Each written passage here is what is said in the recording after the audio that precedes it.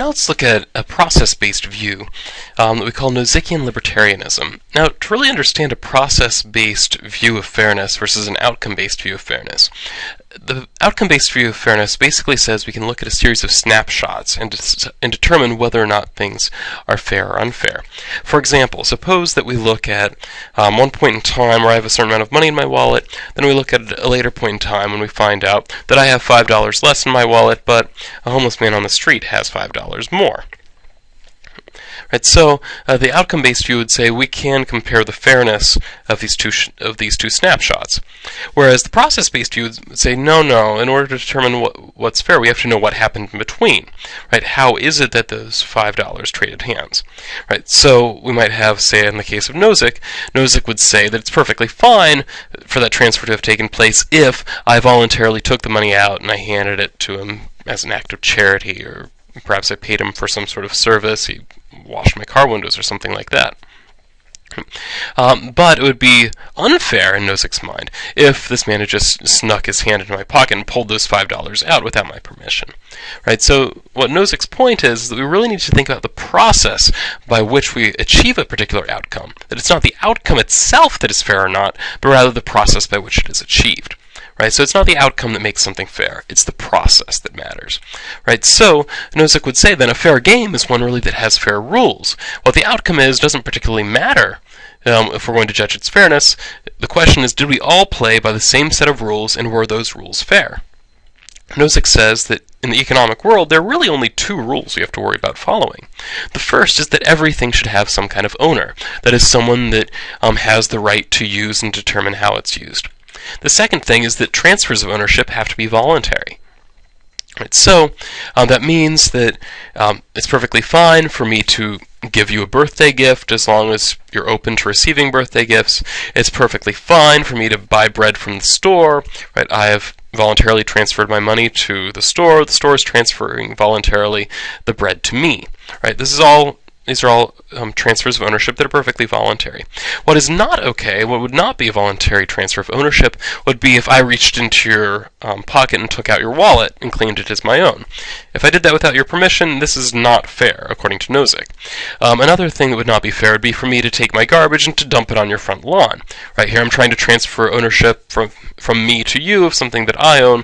If you do not want it, and you probably don't want my garbage on your lawn, then that would be considered unfair. So all transfers of ownership have to be voluntary. This then would imply that any kind of government redistribution program is not fair, because it is something where I have not decided of my own accord to give this money over to be used to help the poor. Now, how Nozick arrives at these principles, or how he applies them in a way that really challenges the view of Rawlsian liberalism, is by looking at the example of a star athlete. I believe it was Wilt Chamberlain that Nozick used in his example. But the idea is relatively simple. He says, imagine this case. That's what philosophers seem to always say. Right? Imagine this case where we have a star basketball player. And the star basketball player signs a contract with their team. And the contract reads like this. Right? They get a certain amount of income, which isn't huge. But they also have claim to every spectator has to pay 25 cents to see this player play. So for every spectator that's there in the audience, 25 cents is going to go to pay this particular player. And the player says, yes, I think this is a perfectly fair compensation scheme. The team says, well, you're an excellent ball player. We think you're going to bring in huge crowds. This sounds great to us.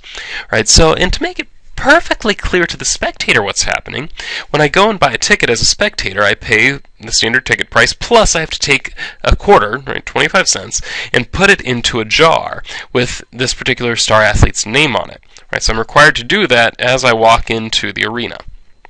Right, so everybody involved knows exactly what is happening. And we can imagine at the end of a season, right, after lots of games are being played, lots of money ends up trading hands, and going from the spectators, who are relatively poorer now, to the star athlete, who is now relatively richer. So Nozick would say, well, this is a case where we clearly have an increase in inequality that hurts the poor. Right? We're, in fact, in a sense, redistributing wealth away from the poor to the wealthy. But what's unfair about it? Right? Where did the injustice occur? After all, everybody here knew exactly what was happening, and we all agreed to it by the actions that we took. If I didn't want to give that quarter to that athlete, I could have just stayed home. I didn't have to come and watch them play. Right? Everybody agreed to everything. It's not obvious here where some kind of injustice happened.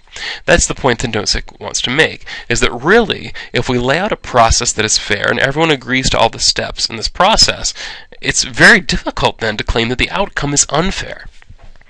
In fact, Nozick goes a step further in his challenge on Rawls, and he suggests that Rawls' system is in fact unfair because it implies different rules for different classes of people. For example, consider gift giving. Right? According to Rawls, it's perfectly fine for the rich to give the poor gifts. After all, this takes the worst off, the relatively poor, and makes them better off. This is certainly a good move, according to Rawls.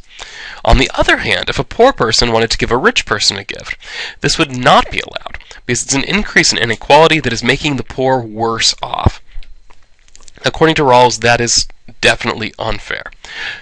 So Nozick would make the point here, well, we've just established a world in which the rich have some things they're allowed to do, that is, they're allowed to give gifts, where the poor are not allowed to give those gifts.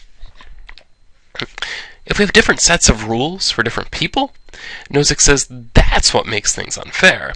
It's not different outcomes, it's the set of rules that matters. If we're operating under different sets of rules, that is what is unfair.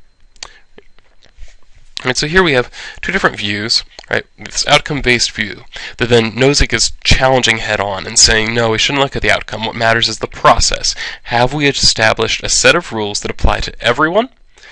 And that set of rules is simple and fair. And he suggests that his set of rules is.